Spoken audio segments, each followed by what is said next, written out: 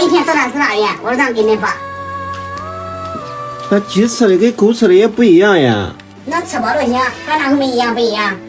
就是说，哦，你看他身上大哥，这都结石打架了都。那怎么办？我又不会弄它，我不会洗澡，我更不可能花钱让上街洗澡一把。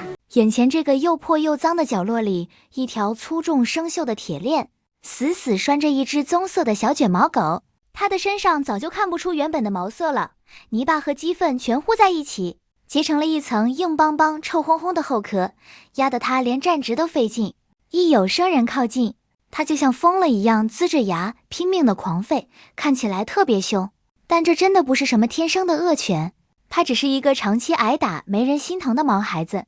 它太弱小了，又不会说话，只能装出这副凶狠狠的样子来保护自己。可他哪里知道，这求生的本能换来的反而是变本加厉的折磨。当救助小哥接到求助赶到现场时，狗主人的态度简直比冰还要冷。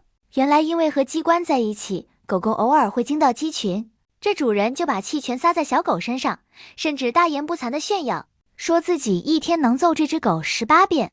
我一天到那18元，我让给你发。一天18遍的毒打啊，这究竟是什么样的人间地狱？当救助小哥心疼地指出狗狗饿得皮包骨头，一身是污垢时，主人却理直气壮地觉得只要能给口饭吃饱就行，根本不管吃的是什么。至于花钱带它去洗澡，那更是想都别想的事情。在这个主人的眼里，这只狗连个物件都不如，他急着把狗处理掉，张口就要200块钱，理由竟然是之前有路过的狗贩子，出价100他都没卖。现在卖了200块钱，正好可以拿去买酒喝。救助小哥指着狗那一身的伤，说回去还得带去治疗，试图还还价。可主人却极其冷血地表示，小哥买回去是自己养，还是转手卖给狗贩子，都跟他没有任何关系，他只要那200块钱。面对这种麻木，多说一个字都显得多余。为了赶紧救小狗出火坑，救助小哥最终还是妥协交了钱。解开铁链的后，救助小哥慢慢蹲下，拿出一包零食喂给他。小狗狼吞虎咽地吃着，也不知到底饿了多少个日夜，一包零食3两下就吃完了。小哥把剩下的3包零食都喂给狗狗，它才稍微平静下来。在食物的安抚和温柔的顺毛下，它慢慢放松了，从头到尾都没咬人，只是乖乖地接受着这份久违的善意。随后小哥一把抱起还在发抖的他，离开了这个暗无天日的角落。刚回到救助基地，面对这个陌生的地方，小狗满眼都是防备，但是在这里它将会迎来新生。由于狗狗身上的毛发已经沾满鸡粪等东西，小哥只能先帮它把毛剃了。当剪刀一点点推开板结的毛发，这个过程其实很不舒服，它吓得全身直哆嗦。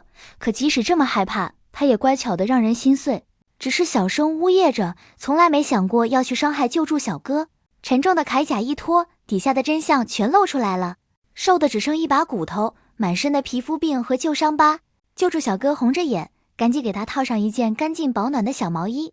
洗药浴的时候他特别怕水，救助小哥没有硬来，而是一边淋水一边轻声细语地哄着他，告诉他不要害怕，很快就好了。听着这温柔的声音，他居然真的慢慢安静下来了。顺着水流冲走的不光是一身脏水，更是他以前受过的所有委屈和绝望。看着他水汪汪的大眼睛，大家都知道这毛孩子终于感受到温暖了。好好养了一段时间，这只狗狗给了所有人一个巨大的惊喜。那个躲在墙角呲牙咧嘴的防备模样全都不见了。现在的它变成了一个十足的粘人精，它会主动跑过来蹭人的手求抚摸，还会在救助小哥的怀里翻出柔软的小肚皮尽情撒娇。在阳光灿烂的草地上，它穿着漂亮的小毛衣欢快地跑着，一会儿追着足球跑，一会儿跟别的小狗玩。救助小哥躺在草地上，他就开心地扑上去闹，带着花环在公园里蹦蹦跳跳的样子，笑得比春天的花儿还要灿烂。那些洗掉的污水是他和过去告别的勋章，剃掉的打结毛发是他曾经用来独自对抗世界的铠甲。现在的每一次开心奔跑都是在庆祝重获新生。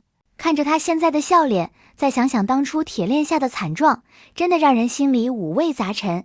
那些弱小的生命在黑暗里根本没办法自救。在这里真心的恳请每一个人，如果不爱也请千万别伤害，因为在这个世界上他们真的是唯一爱你。甚至胜过爱他们自己的小傻瓜。